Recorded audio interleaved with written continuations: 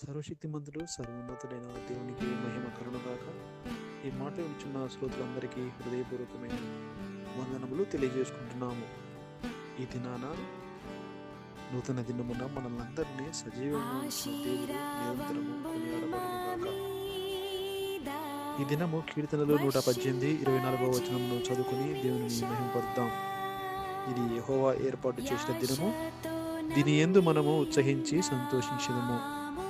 ఈ దిన వాక్యమును మనము ఆలోచన చేసినట్లయితే ప్రతి ఉదయం మనకు ఒక నూతన దినము, ప్రతి ఉదయం మనకు ఒక గొప్ప అవకాశం. ప్రతి ఉదయం మనము లేవగానే దేవుడు మనకు బహుమానంగా ఇచ్చిన నూతన దినముపై ప్రభువుకు వందనాలు సమర్పించాలి. ఇదే దినం ప్రభు చేసినది, ఉత్సహించి స్తుతి పాడదము అంటూ గంతులిస్తూ పాడాలి. కీర్తనలు 118, 24లో ఉంటుంది.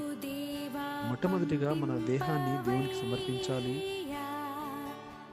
తరువాత ప్రతిరోజు పరిశుద్ధాత్ముడా నీకు వందనాలు, మా జీవితాన్ని నీ ఆధీనంలో ఉంచుకో, సజీవ యాగముగా మా జీవితాన్ని మీకు సమర్పిస్తున్నాము. మా జీవితము నీకు పరిశుద్ధంగాను అంగీకారంగాను ఉండినట్లు చేయము. ప్రభువైన యేసు, అనుమానంతో కూడిన ఆలోచనలు కాక అన్నీ నీ యందు సాధ్యములు అనే ఆలోచనలు కలిగి నూతన మనస్సును, ఇతరుల కొరకు కనికరంతో నిండిన నూతన కనులను, అలాగే దేవుని మాటలను శ్రద్ధగా వినుటకు నూతన చెవులను, దేవునిని మహిమపరచుటకు నూతన నాలుకను, నిన్ను మరియు మా పొరుగు వారిని ప్రేమించే నూతన హృదయాన్ని దయచేయము. అలాగే నీవు నివసించుటకు నూతన దేహాన్ని ఈరోజు మాకు ప్రసాదించు తండ్రి అని ప్రార్థిద్దాం.